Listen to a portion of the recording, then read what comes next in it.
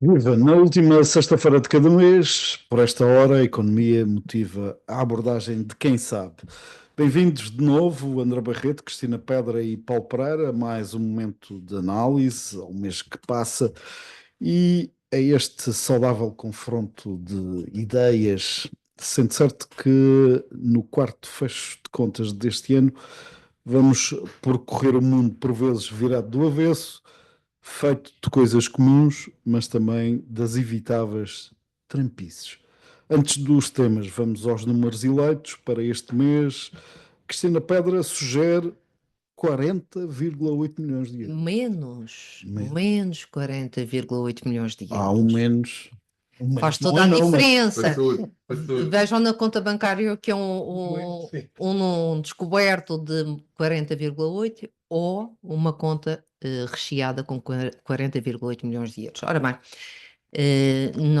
nós, Câmara do Funchal, apresentamos agora as contas de 2024 e a verdade é que quando no primeiro ano de mandato existiam faturas por contabilizar, dívida omissa, passivo não contabilizado, não declarado, não registado, e como corrigimos e colocamos de forma transparente todas as faturas, houve um déficit, portanto, menos 40,8 milhões de euros de resultado líquido do exercício.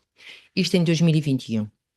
Em 3 anos e meio, conseguimos pegar num caos e em cacos e construir o que hoje temos, sem ser maga das finanças, um saneamento da casa e uma estabilidade que é fundamental que se preserve e se mantenha, para bem dos funchalenses.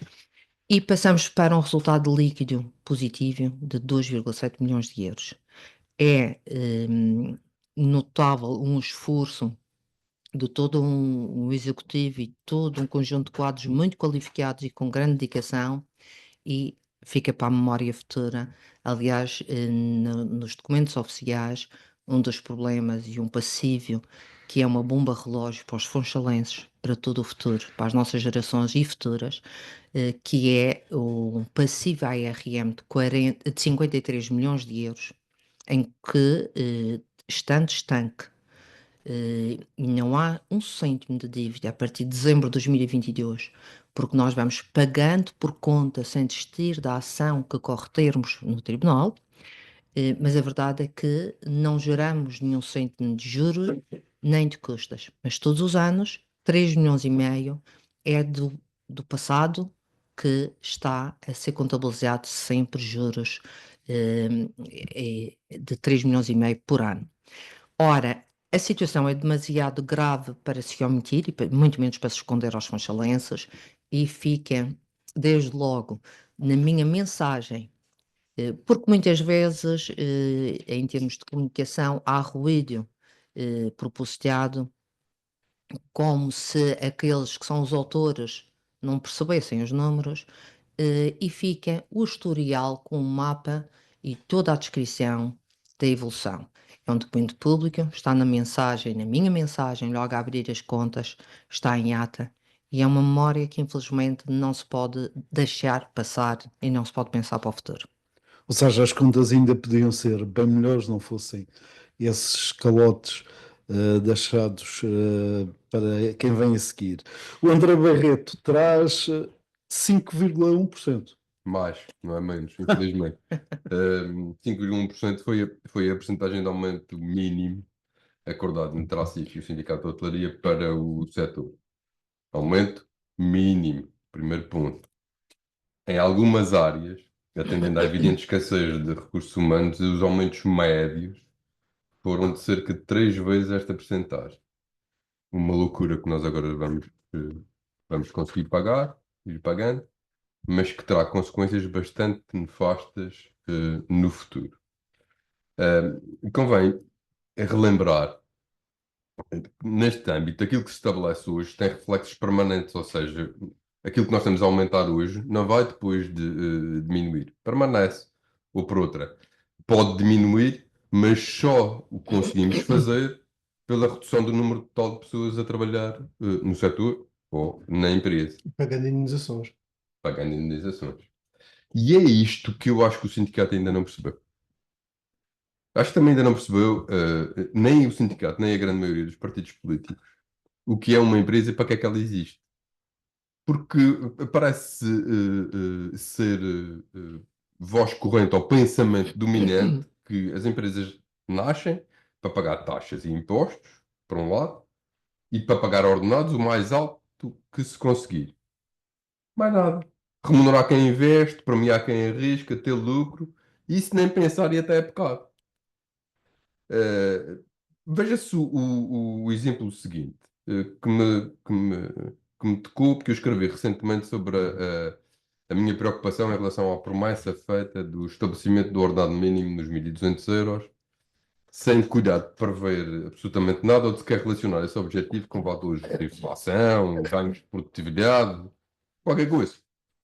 Dizia o cartaz e o programa deste partido, 1.200 euros em 2029.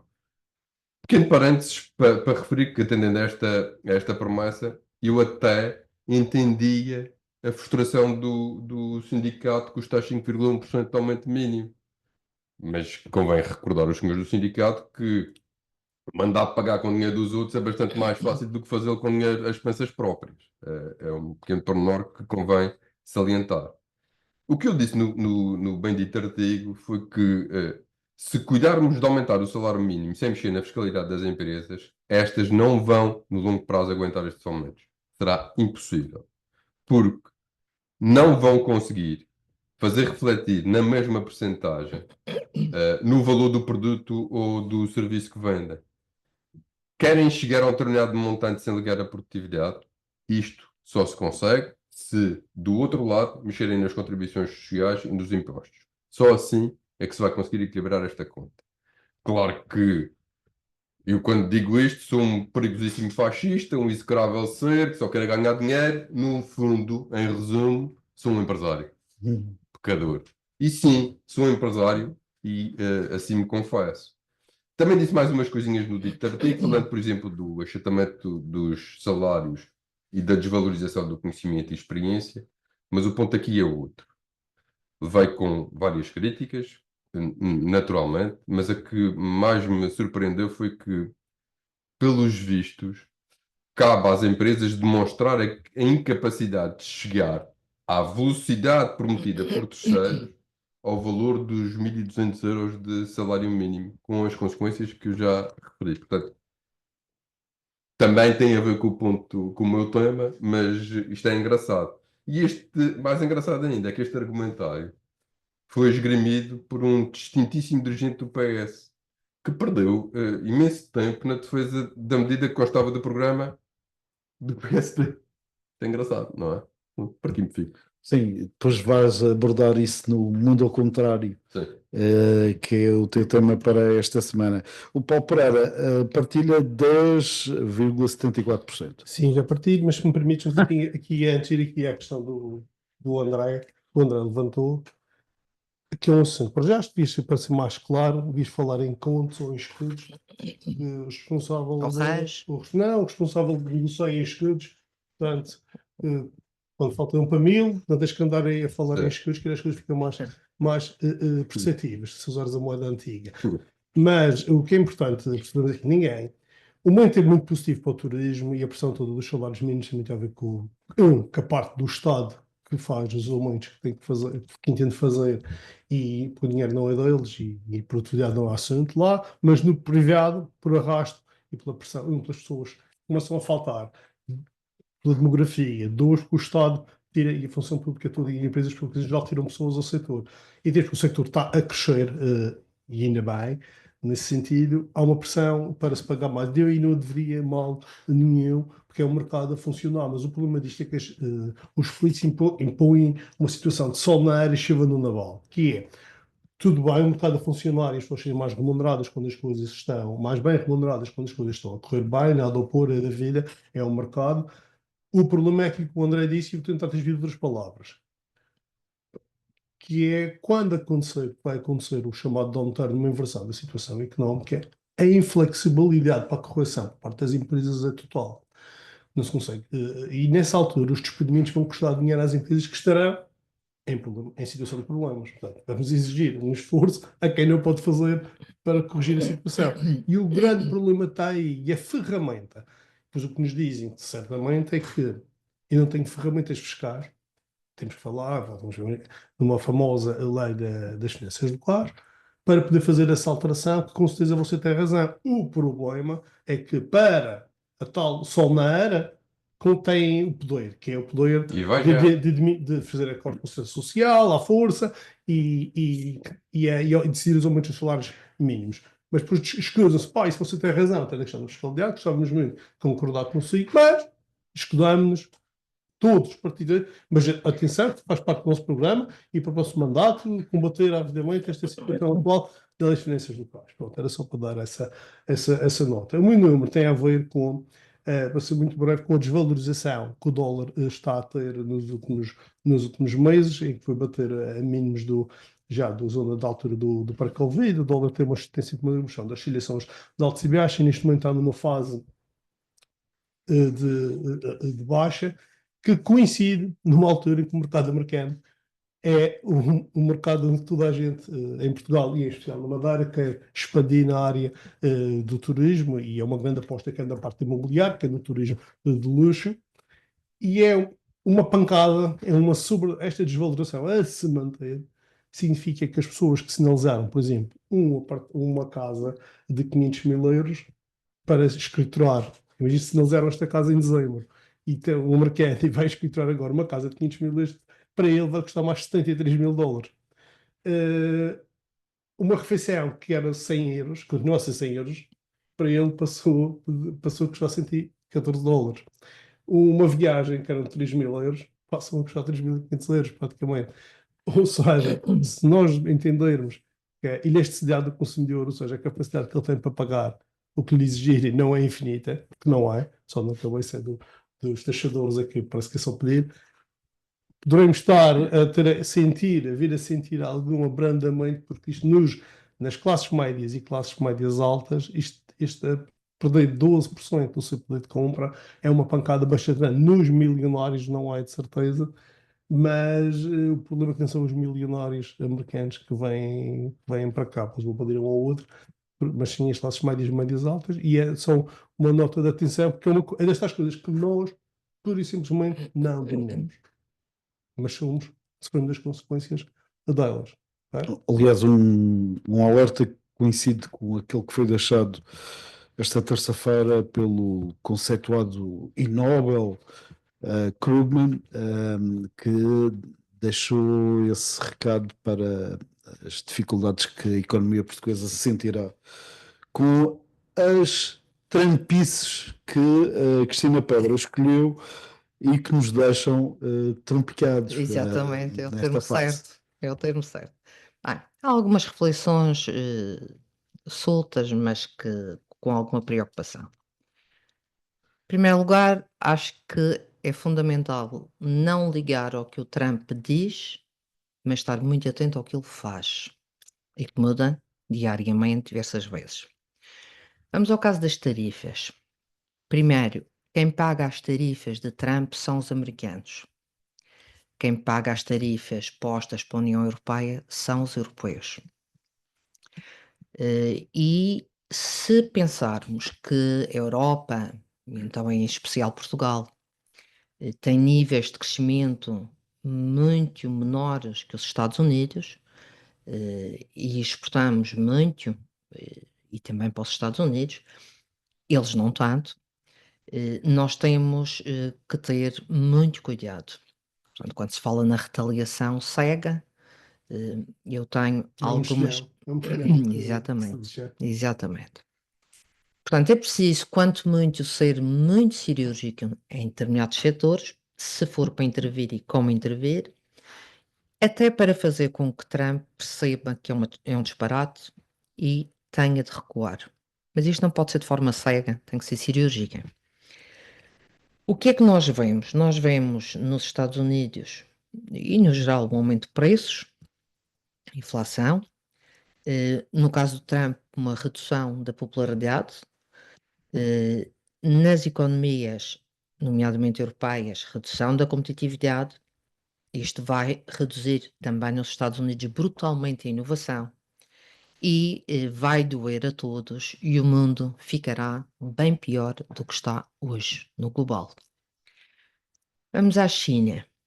Este seria um momento talvez adequado e mais certo para os primeiros e terceiro bloco económico internacional. Portanto, primeiro lugar Estados Unidos, terceiro bloco Europa, terem uma estratégia para estancar o grande impacto da China.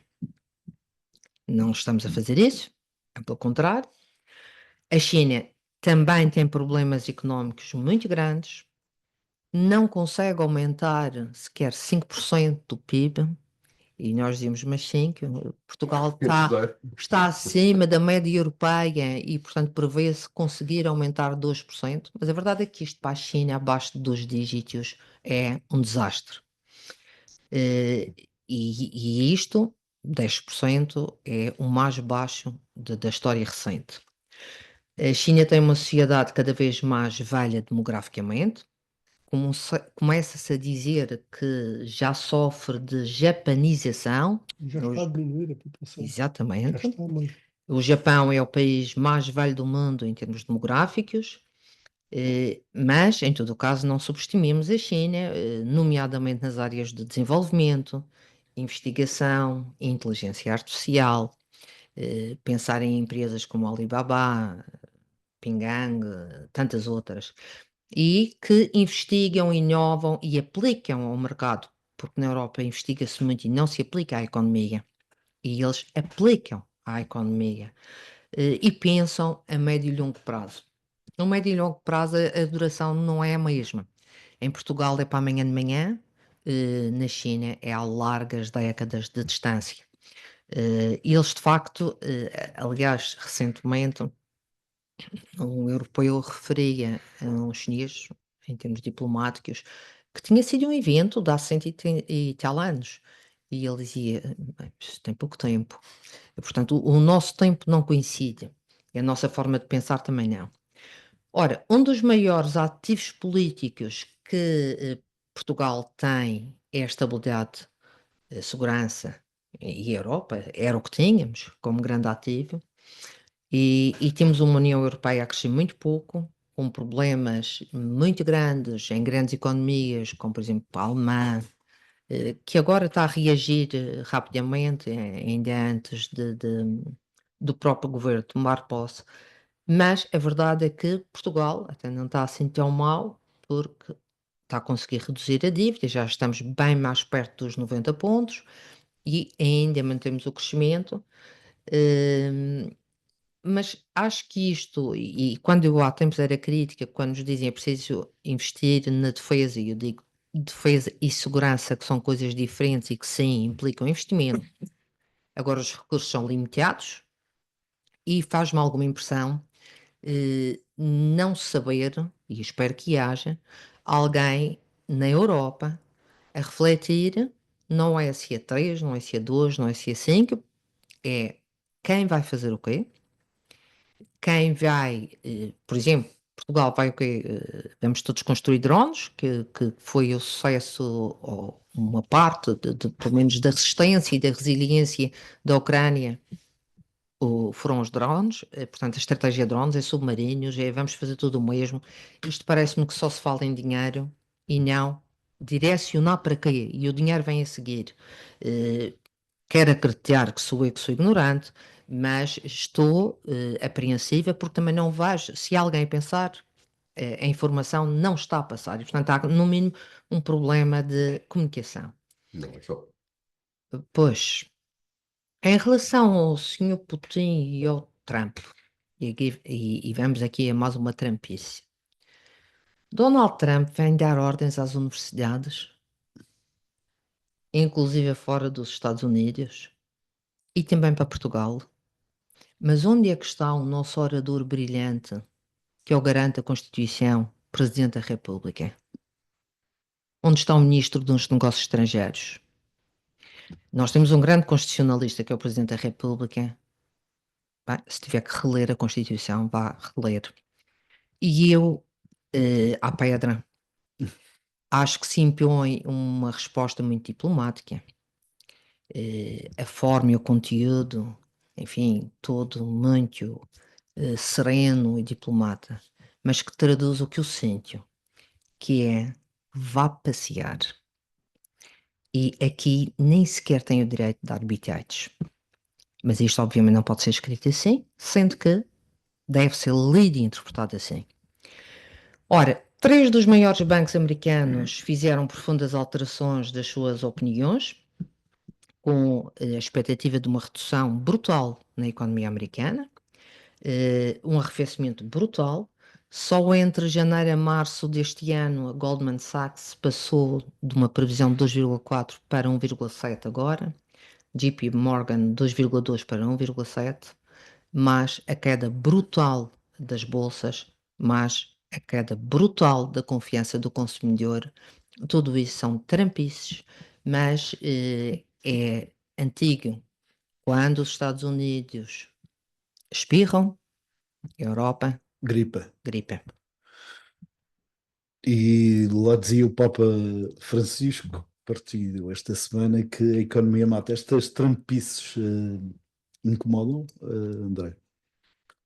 Se calhar incomodam, mas se calhar de uma maneira um pouco diferente. Eu acho que ele tem ali um objetivo que é bastante mais pequeno do que aquele que, O mundo lhe está a oferecer. ao contrário do Paulo, eu não lhe reconheço a capacidade, por exemplo, de ter um pensamento e uma visão tão estratégica ou maléfica ou Caótica. sim, não acho. Acho que aquilo é tudo um bocadinho mais avulso e a medir. Vou tentar isto agora, vou dizer isto, ver o que é que isto dá. Não deu, volta para trás. Ele não tem problema nenhum também em andar para a frente e depois voltar a andar para trás outra vez. É evidente que isto tem consequências, mas acho que ele vai ser forçado mais rapidamente do que se julga a acertar o passo. Ele tem 80 e, Deus, outro dia. sim, 80 e tal anos.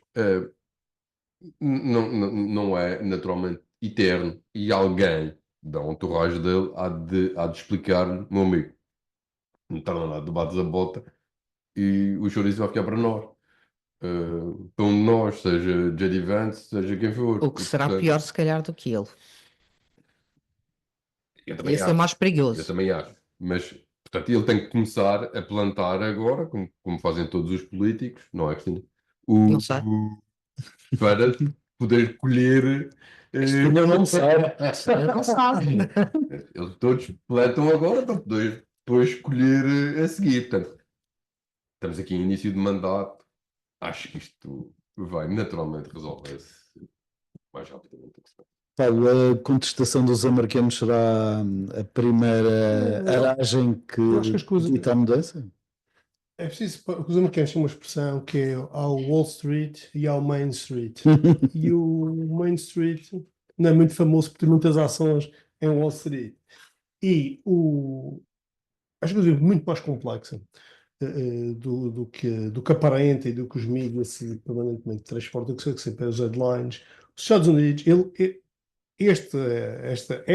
as últimas presidências, desde o que o Barack Obama decidiu salvar as economias empregadas no ato de socialismo brutal que ele teve, a dívida dos Estados Unidos aumentou brutal, crescia saudavelmente, mas passou a ser números completamente brutais. Posso te interromper só com uma pergunta, porque ouvi isto e impressionou.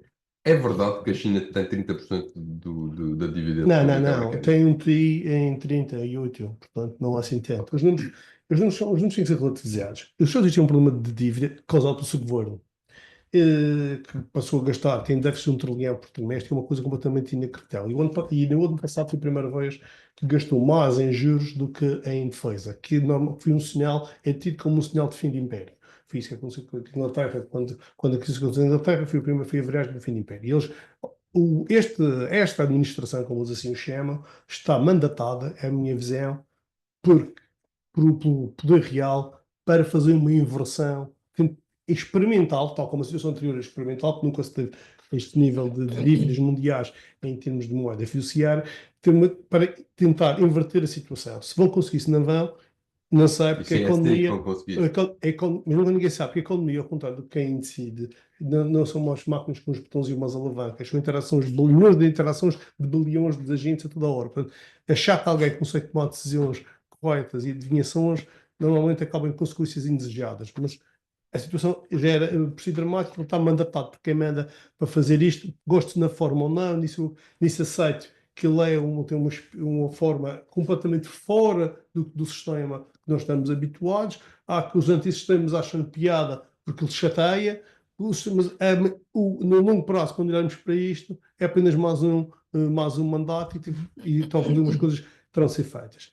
A situação é inevitável, as bolsas não sobem para sempre, a 20% por ano, a dívida pode crescer eternamente e isto um dia tem que parar. E só na Europa, como a Cristina estava a referir, é que o mundo vive num mundo de uma Disneylândia total, apesar de ter nascido lá a Disney, em que nós não sentimos que haja uma lideranças coerentes e com projetos, e que a Europa está cheia de problemas políticos. A questão económica, já andamos a crescer há muitos anos. O último downturn foi no Covid, foi provocado pelos políticos, não nem isso tínhamos tido, e é normal que haja que haja inversão, e não sabemos que dimensão, que estamos a navegar, como se chamam de dizer, em águas nunca navegadas. Quer agora, quer antes. Agora, provavelmente estava bom antes, agora há de haver algo a dor. E o que me preocupa enquanto vivo em Portugal, na Europa e na Madeira, é o que é que se pode fazer ou preparar para isso, e isso não há respostas milagrosas, porque os históricos ensinaram-nos, antes dos Cristo, que era preocupa-te que aquilo compete a ti fazer, que tu não podes alterar, não te preocupes muito com isso, e nós não podemos alterar o geopolítica mundial, portanto é só um pedacinho de waste of time. André Barreto, e podemos alterar aquilo que anda, pelos vistos, muito ao contrário neste mundo às avessas? Eu acho que até é relativamente simples e trago alguns exemplos para tentar justificar este meu sentimento. Eu há bocado já falei nisto, nesta inversão do ónus da prova. Portanto, um faz a promessa e quem leva com as consequências dela é que tem que provar se ela é ou não execuível, mas depois da dita cuja ser posta em prática. O que dá alguma vontade de rir se não fosse levar a mais a sério. vontade de chorar Claro. que tenho e que isso me causa. Mas vou a outros exemplos, o primeiro dos quais, para manter a minha pressão alta em relação ao meu tema preferido dos últimos tempos, as taxas, e começo a produzir, não resistindo à provocação, até porque tenho aqui a Cristina, que passados estes meses é notável ver o resultado do pagamento da taxa turística. A minha rua está muito mais limpa, muito mais animada, muito mais policiada, muito mais arrumada, muito mais tudo. Tem sido uma maravilha ver a diferença que tem feito a taxa. Mas ironias à parte, Não, porque é que nós já estamos a pagar antecipadamente, porque contratamos 260 trabalhadores e investimos 11 milhões só na recolha do lixo em equipamentos pesados, nomeadamente caminhões de recolha do lixo e de limpeza urbana, tudo fantástico.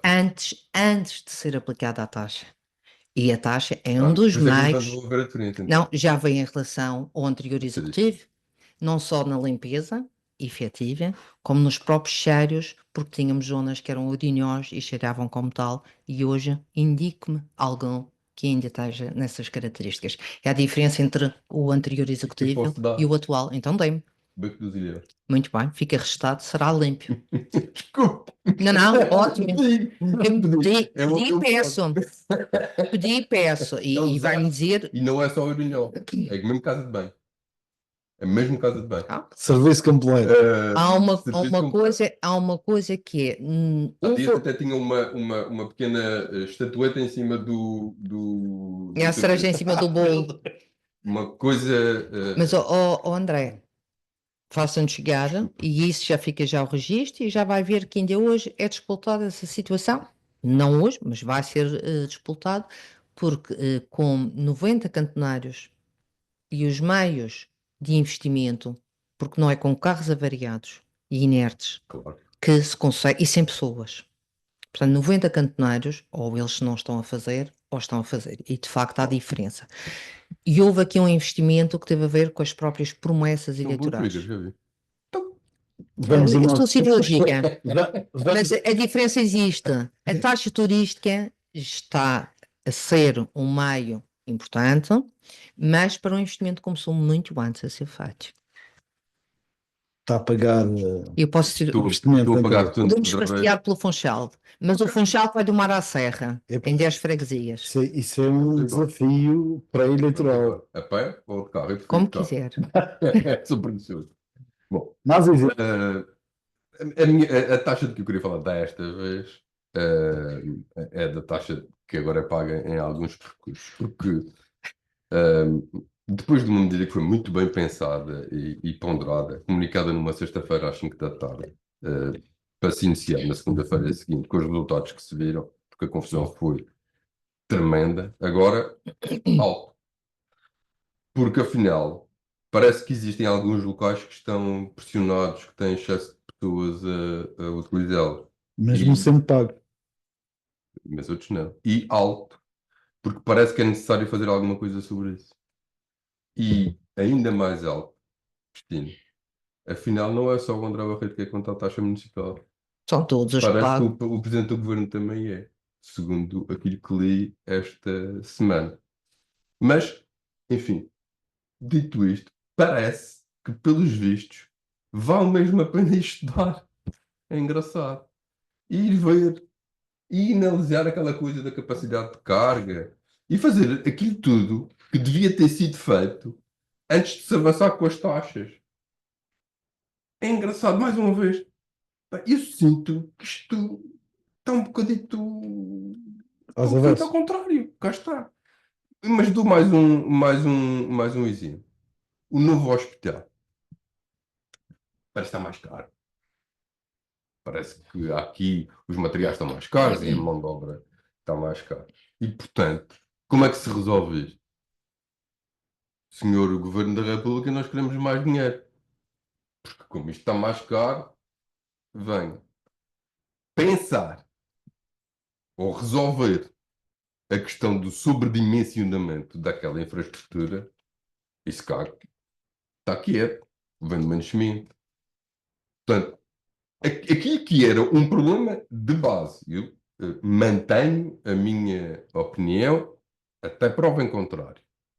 Um hospital que serve uma população de 250 mil habitantes, custa 330, ou custaria 330 milhões de euros, quando se compara com um hospital que é construído ao pé de Évora, para servir uma população de 500 mil habitantes e custa 150 milhões de euros, há aqui qualquer coisa que está mal. Há aqui qualquer coisa que está mal. Eu admito que o custo de insularidade possa representar 20% mais. O dobro. Mais do dobro. E agora, chegados aqui, continua a não olhar-se, a não se olhar para esta, que é para mim a questão, e diz, Sr. Governo da República, pá, estou aqui um bocadinho aflito, que isto afinal está um bocado mais caro. Dê-me lá um dinheirinho a mais. Mas faça-se ao contrário. Faça-se ao contrário. Como é se perceber onde está o erro? O erro é evidente. É grande demais. É caro demais. Já era. E ainda faltam os equipamentos. Falta o que falta. Nós nem sequer temos gente suficiente para trabalhar numa coisa daquela dimensão. E para adoecer lá. Basta perder, ninguém tem que outra. Ninguém tem que outra sequer, aquilo é tão grande. É isto que eu sinto em várias áreas. E foi por isso que trouxe exemplos diferentes. Perceber. Isto a mim parece efetivamente estar tudo ao contrário. Parece que se estuda muito menos do que se devia estudar, que se analisa muito menos do que se devia analisar e que se decide baseado em critérios que não são exatamente aqueles que deviam orientar o pensamento de quem decide. Paulo, algum comentário a este mundo às avessas nestes exemplos dados pelo André? Acho que é a minha resolução final poderá tentar. Poderá passar por aí.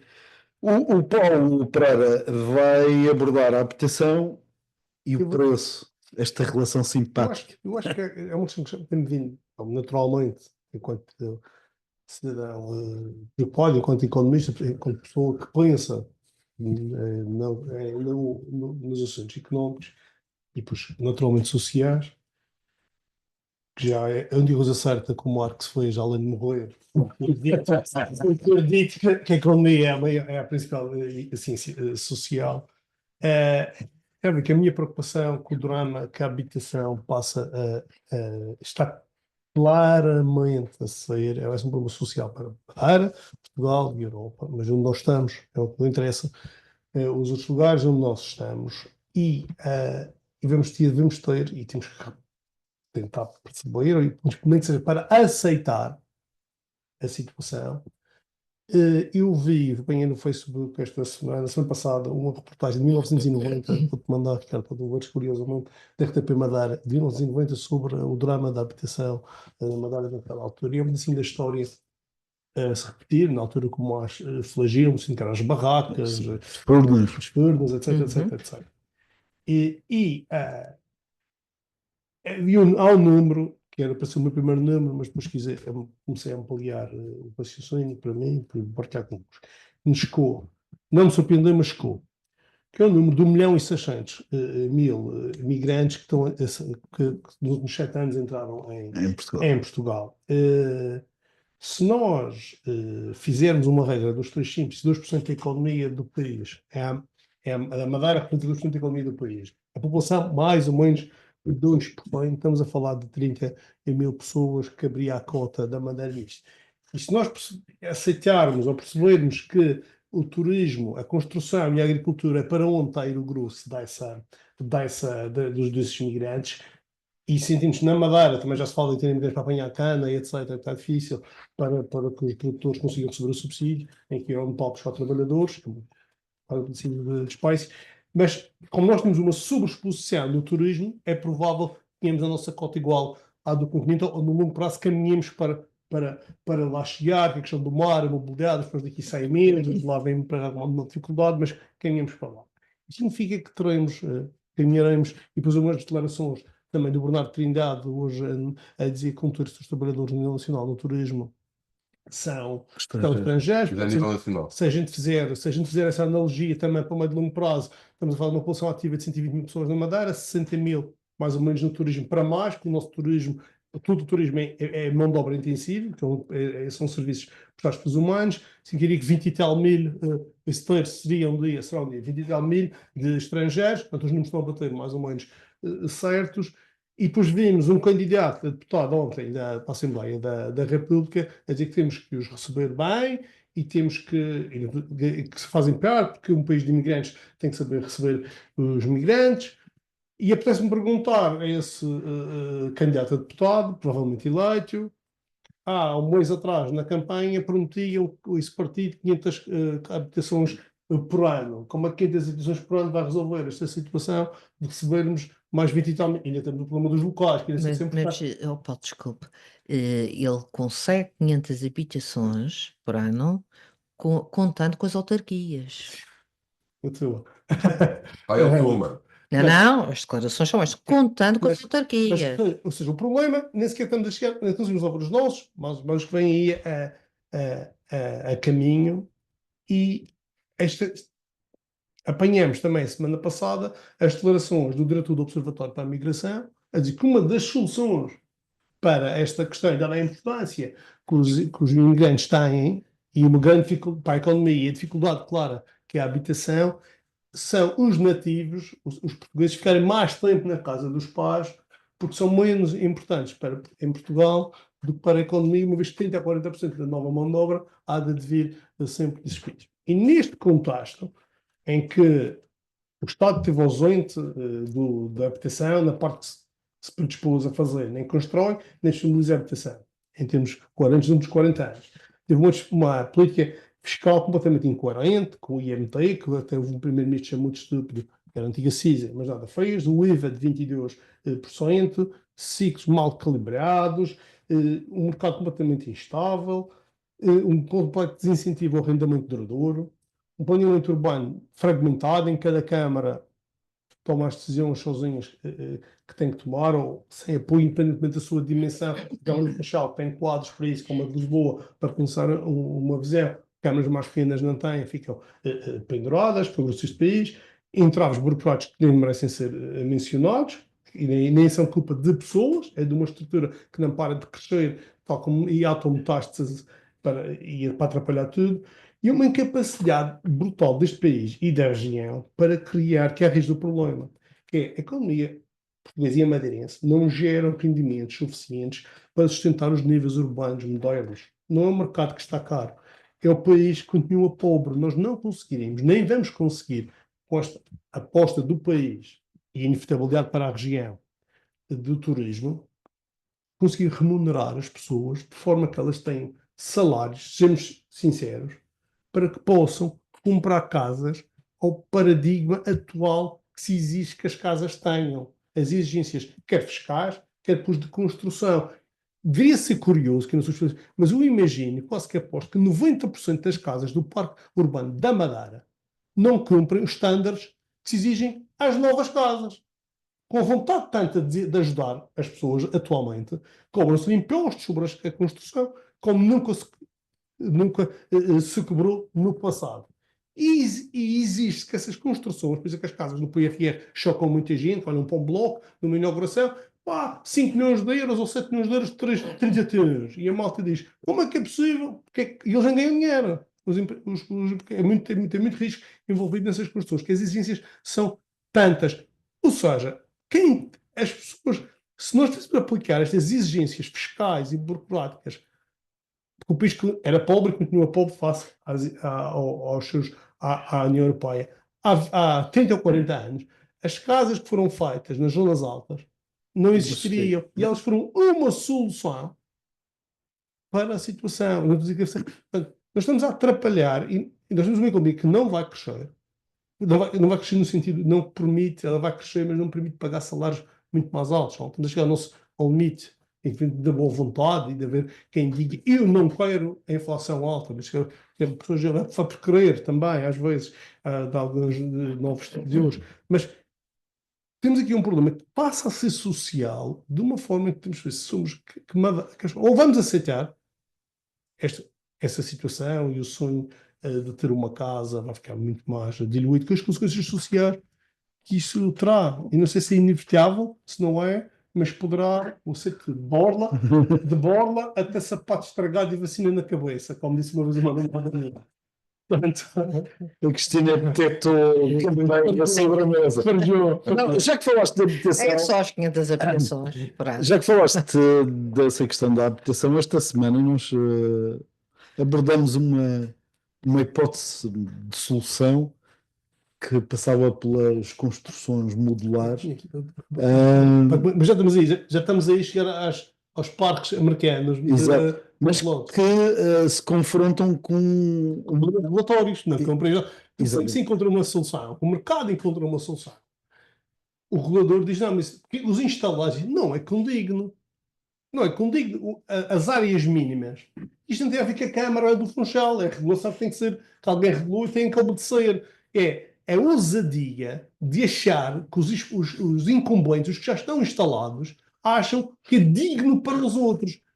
Se alguém quiser fazer na Madeira um bloco de 30 estúdios com áreas mínimas à japonesa para solucionar a vida tipo de 30 metros quadrados. E a malta acha que isso é assim. Tipo André Aventura. E a malta eu achava que via num 30 Eu corrigi. Okay. É a malta o que é que vai dizer? Nem com legos. É preciso fazer como no Japão e há soluções. Se calhar a solução tem que ser mais essa. Só que nós temos aqui que usar, se é só de autonomia, que agora está muito na moda tentar recuperar, porque estamos claramente estamos claramente a sentir um fade-out, um morrer do conceito de autonomia. Para que é que ela serve? Ela pode ter servido no passado. Ela atualmente é uma bandeira bacouca em qualquer todos os partidos agora são autónomos. E nota-se nas intervenções públicas de algumas pessoas que é uma tentativa de recuperar essa autonomia. E para que é que isso serve? Isso tem que servir para dar mesmo mais direito a se mudar, e mais do que a morada das lajes, que é por isso que hoje praticamente um parlamento, que é adaptar à rua o que está a mudar o nome da rua, para termos autonomia para essas decisões, que é para não termos que ouvir os políticos dizerem eu não faço porque não me deixam, que é isso, concordo até consigo. Mas é a lei das diferenças regionais, são as leis nacionais da Constituição, é o IVA, que é a diretiva europeia. Então deixemos-nos desta fantasia. Eu acho que tem capacidade, porque senão nós vamos ter problemas, vamos enfrentar nos próximos anos problemas sociais mais graves. Cristina, este vazio legal, segundo... Não é vazio, o problema é que existe. Há excesso legal. Não, o excesso depois cria vazios. Como é que se resolve, por exemplo, para esta questão específica das alternativas à habitação tradicional, betonizada? Quem me dera com uma varinha mágica se encontrasse a solução, mas isto pressupõe, o Paulo tocou no miolo que tem que ser discutido. Nós temos a capacidade limitada de terreno que temos. É possível construir, como se tem construído, ou é desejável, como vamos para a linha até à Praia Formosa. São Gonçalo, que é tudo baixa densidade, e com sorte média densidade está certo. Então, mas devemos tornar mais baixo a zona da Praia Formosa, devemos aumentar a de São Gonçalo e para o outro lado da cidade, aliás, abandonada, sem, por exemplo, estruturas de supermercados, grandes superfícies, não há. Nós temos duas cidades separadas a meio, a mesma cidade. Isto obriga a uma grande reflexão, porque em 90, um dos meios para ajudar muito a habitação, a aquisição da habitação pela classe média, e não é a habitação social, é de quem trabalha, foram as cooperativas de habitação, que desapareceram, entretanto. E Mas que estão aí de volta. Felizmente. Felizmente. E isso passa, porque tudo é economia realmente, passa por alterar o PDM que foi aprovado em 2018, onde cortou com as majorações de construção às cooperativas de habitação. E obviamente que essa é uma das primeiras alterações que têm que ser feitas na revisão do PDM, é voltar a colocá-la. Porque, imaginem, construir 100 com ainda capacidade para construir mais 20, o custo unitario diminui. E há regras entre as próprias cooperativas para beneficiarem de isenções de IMT, os compradores, IMI. As áreas conseguem pôr em cima. Só que eu não percebo porque isso não pode ser alargado ao mercado. Porque tem que ser essa figura da cooperativa que tem acesso ao IVA? Não. A nossa proposta é qualquer entidade, não é só cooperativa, pode ser um privado, desde que seja para a habitação a custos controlados. Porque aqui não é para especulação, é um preço de venda tabelado. E podíamos também discutir isto. Eu acho que merece. Tudo isto pressupõe uma grande reflexão que as pessoas não estão preparadas para ter. Por exemplo, Fizeram pensar o futuro sobre a questão. é Repara, isso. carregamos sempre na questão dos custos controlados e pensamos, ou esquecemos, mais bem dito, de uma faixa da população Que nem controlado consegue. que é a classe média. Claro. Que E esse é o neste- foco, neste deve instrumento- ser o Mas é foco. por isso que eu acho que o Paulo tem razão. É na fiscalidade. Não, André, isso é demasiado redutor. É verdade, é verdade. Vamos lá ver. É verdade. Vamos a 50% de uma casa. No caso da habitação a custos controlados, as zonas da ARU, que até é 5%, é 4% o Eu IVA. estou a falar do bairro. Pronto, 50% do custo de uma casa ser de taxas de impostos, 4%. Isso não é só para Um disparate. confiscação. eu acho. Não. Tudo o que é ARU. Agora, construção em altura, estamos preparados? Quer dizer, estas questões, temos pelo menos que pô-las em cima da mesa. As pessoas querem soluções sem estar disponíveis. Eu não estou a dizer que é a solução A ou B, Sim. mas de forma séria, não há milagres. Eu estive num lugar nas últimas semanas que a linha da frente toda, são quilómetros, da Rainha Sousa, as escadas estão atrás. Pronto. E, Estamos preparados para isso? É isto que queremos? eu ontem estava no Palheiro, eu estava a olhar para baixo e já passou, e é uma inevitabilidade. se vamos ter estes, é uma inevitabilidade. Já se nota algumas ilhas, obviamente não estou a dizer que é algo, é uma inevitabilidade e Não há alguma confusão. Mas isso as pessoas têm que, preparação e têm que- Pois, em termos dos requisitos, e aqui um empresário para ser bom, um bom gestor, quer dizer, tem que ser. Imaginemos o que é uma aplicação com os descontrolados que exige até condições térmicas, como se estivéssemos na Noruega, em Finlândia. pleno inverno, Sim. ou ou Noruega, Suécia, os países nórdicos, em Tem que que. exigir no PRR. Ex- No PRR, exatamente, exigências são essas, Exatamente, para nada. em plena região. Eh, Muito bem, vamos fechar com uma curta resolução de cada um. Começo por ti, André Barreto. Não pensei nela, outra vez. Mas Esqueci. tu és pródigo em Esqueci. criatividade. Olha, a resolução seria. há alguma coisa com taxas? Não, divergir Sem com taxas. elegância. Hã? Divergir com elegância. Eh, Acho que devíamos aprender a divergir com elegância. A Cristina hoje deu-nos uma lição. Eu? Sim, nós divergimos relativamente às taxas. Qual é o problema? Não há Sim. problema nenhum. Aqui, eu mandei a minha boca do costume e ele vai com a resposta do costume. Isto é. Um diálogo Tem musculado. nível, isto tem nível, isto devia ser deliberado, isto devia funcionar assim, sem acrimónias, com a noção de que é absolutamente natural e legítimo que as pessoas pensem de forma diferente, que tenham perspectivas diferentes relativamente a alguns temas e que possam discutir as coisas com elevação e elegância. E, portanto, Cristina, obrigado. Obrigada, André. Já agora, Cristina, elegantemente, qual a sua resolução?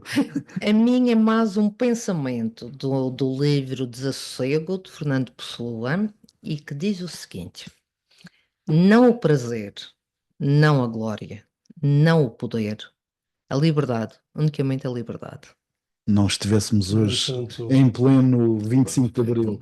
Paulo Pereira, cá Vou- para ti a resolução máxima. Exatamente. Olha, espero que faça algum sentido que aquilo que o Guilherme Passio disse acerca da intervenção do André, que é uma citação do Joseph Schumpeter, que é um economista austríaco, já falecido, que eu aprecio bastante, em que os políticos são maus cavaleiros, são tão preocupados em se manter em cima da sela, de tal maneira que não se preocupam minimamente com a direção em que estão a cavalgar. Profunda. Deixa-me só deixar, porque também vai na sequência. Esta semana faleceu o Papa Francisco e acho que merece ser dito aqui alguma coisa. Eu ao contrário da maior parte das pessoas que fui ouvindo esta semana, tive uma quantidade de momentos em que Divergiste. divergi Tenho uma lista do de Papa. divergências que estava bem preparado para se... Reconheço-lhe, no entanto, e eu também teria uma lista provavelmente Tem a igual minha. de convergências. Agora, deixar a nota de que também ele nos deu lições de Elegância. bem divergir. Também ele, e foi um homem que claramente marcou o mundo. Portanto, queria deixar essa nota. Paulo, já agora, uma dessas divergências em relação ao Papa. Toma-te. Económica é que é claramente um comunista e Era. choca-me muito, porque melhor, os ídolos pop, não, uma coisa é ser um ídolo pop, outra coisa é ser um Papa. Um Papa cristão advém da questão da cristandade, a cristandade vem de Cristo. E Cristo disse: só através de mim é que há salvação. E uma pessoa que é comunista entende que há um erro grave na criação, que é o livre-arbítrio, que é dado por Deus como condição para a humanidade, e que esse livre-arbítrio é a função que o homem tem que se controlar e depois vai ser merecedor do céu e do inferno através de Cristo. Quando se tem alguém que acredita que há um erro na criação e que apela permanentemente à intervenção de uma criação humana, que é o Estado, para regular e intervir permanentemente na ação humana, assume que Deus falhou na criação e que é preciso uma criação humana para corrigir o erro de Deus.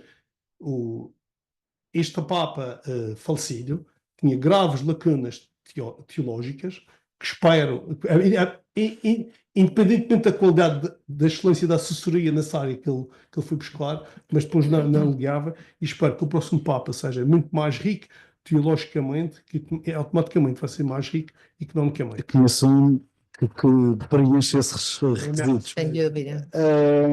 Cristina, já agora que falamos do Papa, sei Eu que a acrescento Cristina já se pronunciou esta semana, mas disponha. uma cara meiga, doce, que nos comove o coração e que sentimos uma empatia todos com este Papa.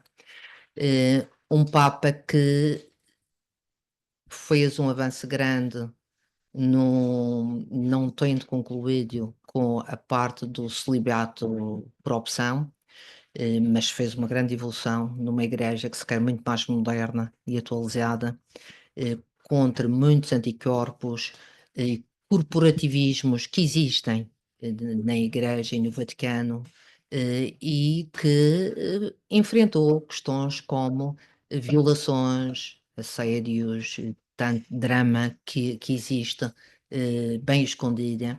E, portanto, eu dou esta nota que é merecida e que foi alguém que sempre me comoveu e sempre me tocou muito como referência e como ser humano. Muito bem, chegamos ao fim deste Fecho de Contas de Abril. Voltamos na última sexta-feira de maio, presumo já com um novo Papa, para outro balanço à nossa vida coletiva. Fiquem bem. Bom fim de semana. Bom fim de Bom fim de semana. semana.